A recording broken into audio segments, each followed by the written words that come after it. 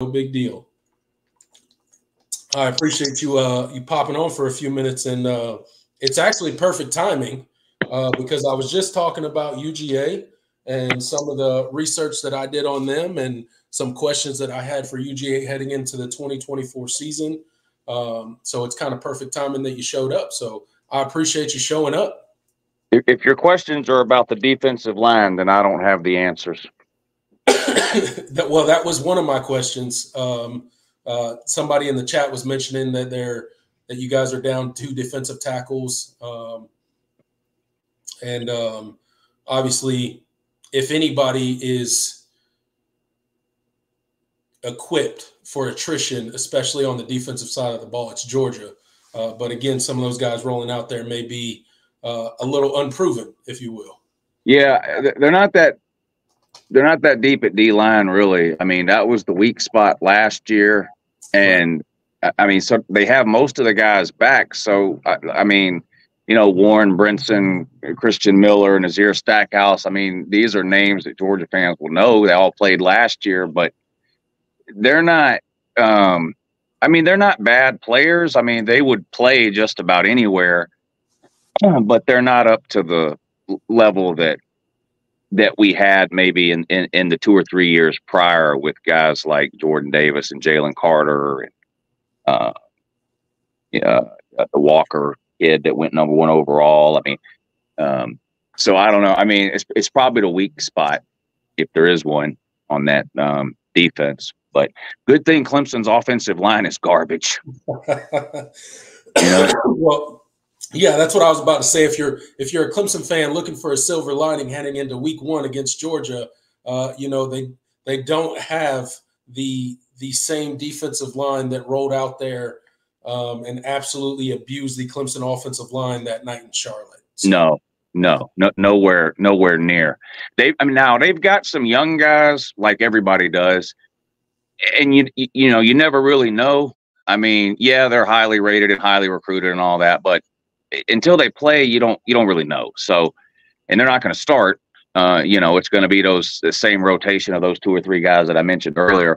Maybe the young guys play a little, and maybe they end up being really good. But again, until you see them do it, it's hard to have all that much faith or confidence in it, especially first-year guys. And they didn't really get anybody out of the portal, to help them out there.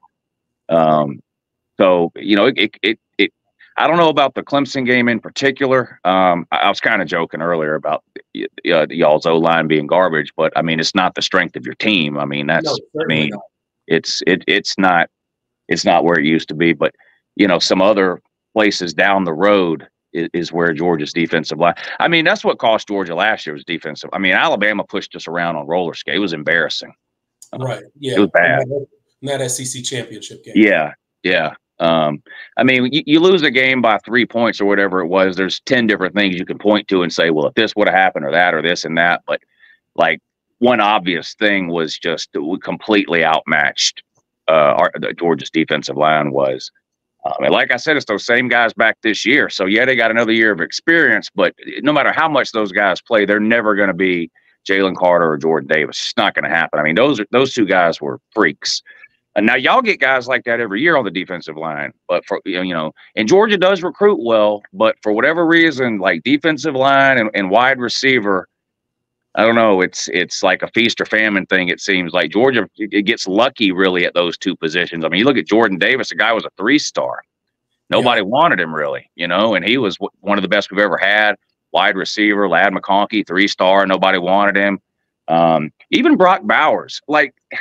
He was a 4-star, but there weren't 25 teams lined up outside Brock Bowers' door to recruit him. Now it was the COVID year, so it was a little weird, his recruitment.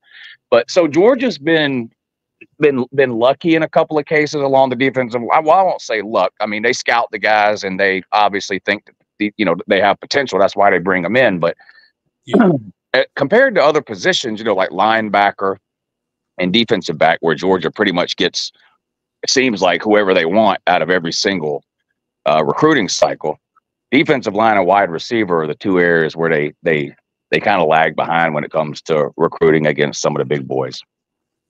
Yeah, so I mean, those were some of the questions that I was going to ask you coming on the show is just, kind of, how is Georgia's offseason been?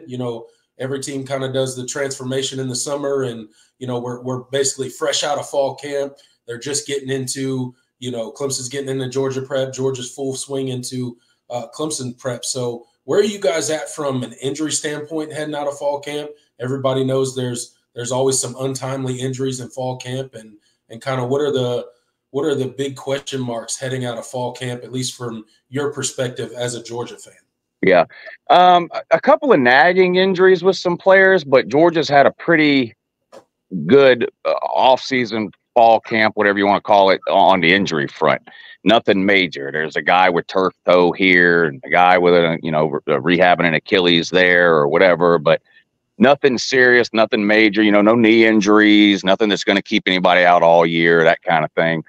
There's a defensive lineman, one of the younger guys, probably would have been a rotational guy this year. He may not play the first week or so. Our center is kind of up in the air. I'm not sure how Dabo and Clemson handle the practices, but Kirby treats it like it's some kind of government secret, like they're building a stealth bomber. It's ridiculous the way. Don't even get me started on all that. But anyway, so nobody gets to see the practices. Some of the media gets to see like the first 5 minutes of like 3 practices all off season. Yeah. And so our starting center has not been practicing. Our right guard has moved to center, Tate Ratledge, and has been taking snaps with the ones at center. But Kirby doesn't do the injury update deal. It doesn't matter whether a kid's in a coma or a kid has a cold. He's day to day. That's all Kirby's going to tell you. That's it. Same thing with the suspensions, by the way. I heard you talking a little bit about that when I first clicked on. He's not going to tell you, or me, or anyone else. If anybody's suspended, then they're just not going to play in the Clemson game, and you won't know until it's like halfway through the game, and you're like, "Where's ETN?" Oh, I guess he's suspended. Like they don't publicize any of that. I think it's stupid, but they treat everything like it's top secret classified. Whatever. But but the injuries have been okay. The injuries have been. We've definitely had worse off seasons when it comes to injuries than we have this one. We're pretty healthy, probably as healthy as any team could possibly be. Heading into the season, there's just some guys with some nagging stuff that may keep them out for a little while, but so far nothing major.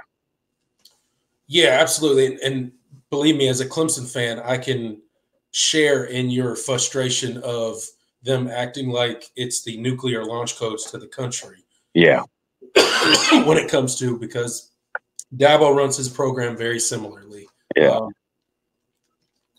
As far as the media coverage goes, it's the same thing. They get like 3 practices in spring or in fall ball, and they get to watch like the first period of practice or whatever, which is probably nothing. It's probably like stretching and, everybody high-fiving each other or something. There's no real insight there.